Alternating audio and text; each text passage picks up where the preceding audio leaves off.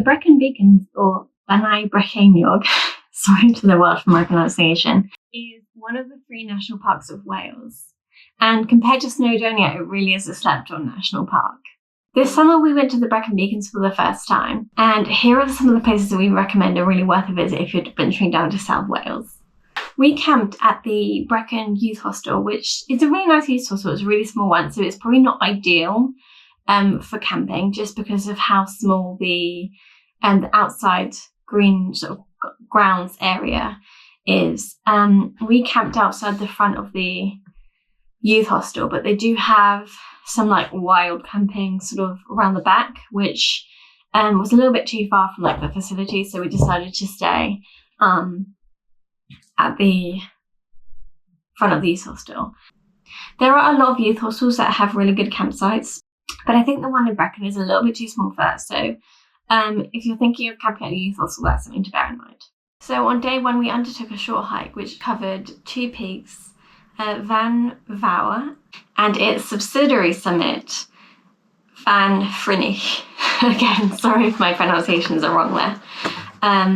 So Van Vouwer is directly opposite the most famous peak in the Brecon Beacons, which is Pen y Fan, or Pen y Fan.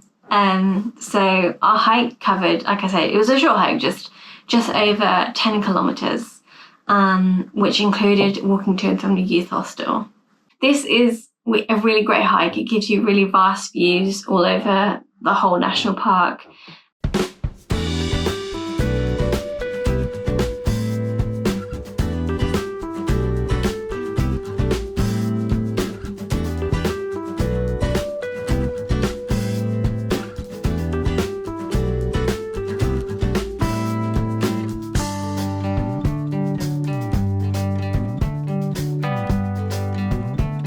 And we saw sightings of birds of prey. There's lots of wildlife, including cows and sheep. So a key thing to sort of consider is if you do have dogs and you do want to take this route, it's crucial that you keep your dog on a lead, as we did pass right through the middle of a herd of cows, and so you don't want to disturb the animals.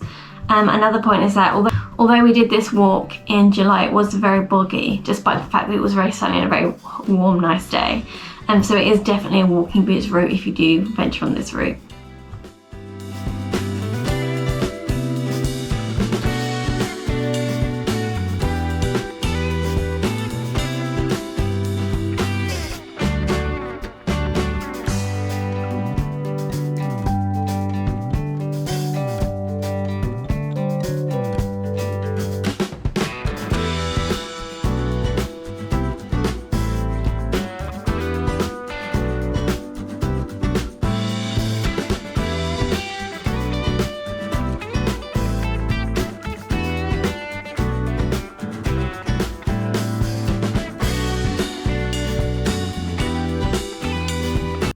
From this hike on day 1, we did then take a short trip to Hay-on-Wye on the Monday, just have a little peruse around the bookshops and the town. Hay-on-Wye is often referred to as the UK's first book town, and it is a really nice, quaint little town with lots of bookshops, so it really is an ideal place to go if you're a keen reader. The streets are quite small, and from the outside you think that a lot of the bookshops are going to be like really small as well, but they're really big. A lot of them have, multiple stories, pardon the pun. They go really far back, and there's like multiple floors. So you could spend a whole day in just one bookshop. They're so big and there's so many of them. It is a really nice place to go. I am going to do another video with a book haul for all the books that I got in Hay-on-Wye, so do look out for that and subscribe for that one when it comes very soon. Now, if you do want to visit the Brecon Beacons but you don't want to do a lot of hiking, or you don't want to just do hiking, we did do a really nice walk. It was called the Four Waterfalls Walk. Pretty self-explanatory, it's a walk with 4 waterfalls. So from the car park, it's just a nice 10k loop. There's maps and everything. There's two sort of routes. You can either go up and round just sort of the top end, or there's like a red route where you can go down to the bottom of like right up to the waterfalls. A lot of the red route when we went was closed off, so That's something to bear in mind if it's still closed when you're there. But we did manage to see awful waterfalls. We went right up close to it. There's a really big one that we went right underneath it, and it is a really nice walk. Unfortunately, it's not the most accessible walk. There are a lot of rocks and steps that you need to navigate at times, but we did see some people with like buggies and prams and pushchairs, although I don't know if they went right up to the waterfall, so you can sort of get around the trail with pushchairs and things like that. But yeah, that's something to address. I don't think it's hugely accessible from that perspective, but the walk itself is really nice, as well as the waterfalls. There's a really nice woodlands that you can walk through, and it's just a very enjoyable walk, so we would recommend that walk too.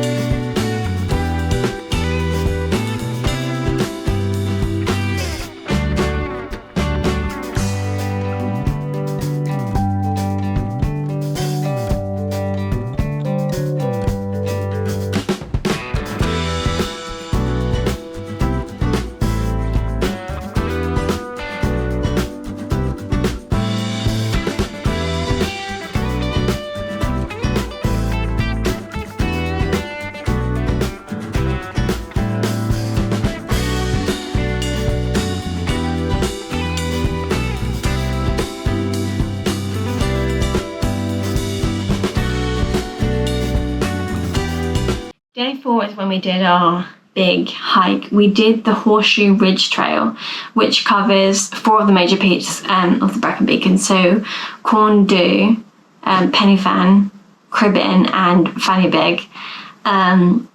So the infamous sort of Horseshoe Ridge is a pretty easy trail to walk. You can quite easily get from one peak to the next one to the next one. It's pretty it's not a confusing walk, and you can see each peak as you walk. The total distance we covered on this walk was about 25 kilometers, and it was over 1,300 meters in elevation. So it is a big walk, and it's quite an undertaking. But of course, you can do each of the 4 peaks individually, if that is too big of a distance for you. But I would definitely recommend doing all 4 as a hike. It is a really nice hike to undertake.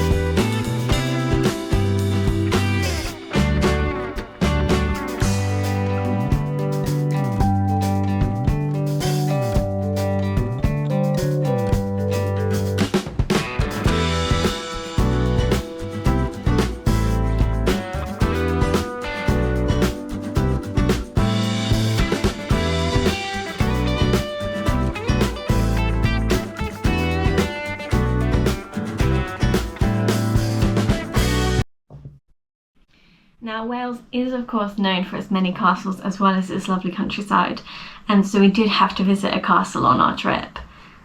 We visited a castle called Carrickenen. I'm sorry if I'm saying that wrong. That was on the penultimate day of our trip.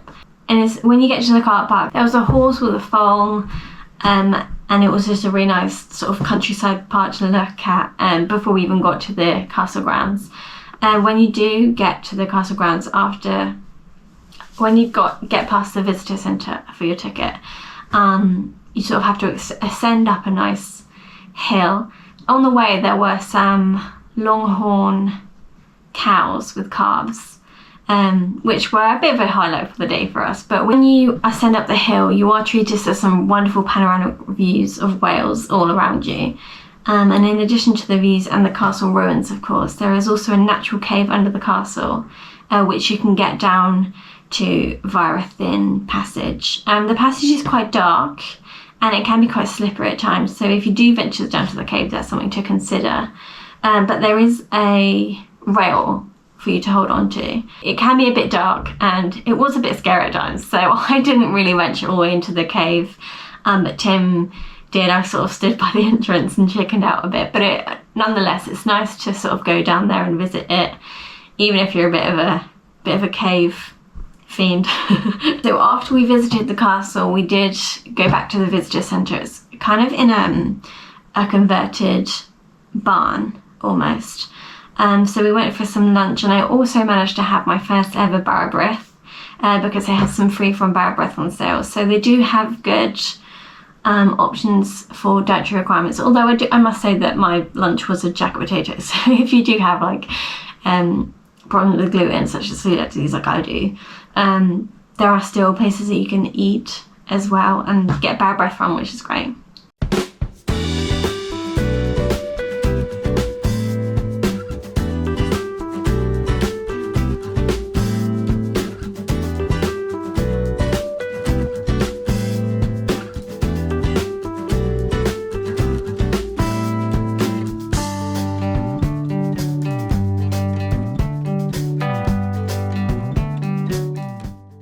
The last day we went and had a mooch around Brecon, and we visited the cathedral, where we actually saw a performance by the Gwent Chamber Orchestra, which was really nice, and it actually really inspired me to pick up my clarinet again. So I've been practicing clarinet again, based on seeing that orchestral performance, which was a little bit of a serendipitous moment for us. But I think they do every Friday they do an orchestral performance. So definitely venture down to Brecon. It's a very nice village, and the cathedral is really good. We went to a cafe for a coffee and a drink, so it's just nice to visit. They also have the Royal Welsh Regimental Museum, so we had a little mooch around there, which was really interesting. There's lots of different sort of artifacts and things to look at, and lots of information. And so we visited there before we went back home. So yeah, the Brecon Beacons is definitely somewhere where we would return back to, somewhere we recommend visiting. But if you do have any recommendations for anywhere to visit in Brecon Beacons that we haven't visited or haven't mentioned, then please do comment below. I'd love to hear your recommendations, and I hope that if you're venturing to the Brecon Beacons, you find these suggestions and recommendations helpful. Thanks for watching.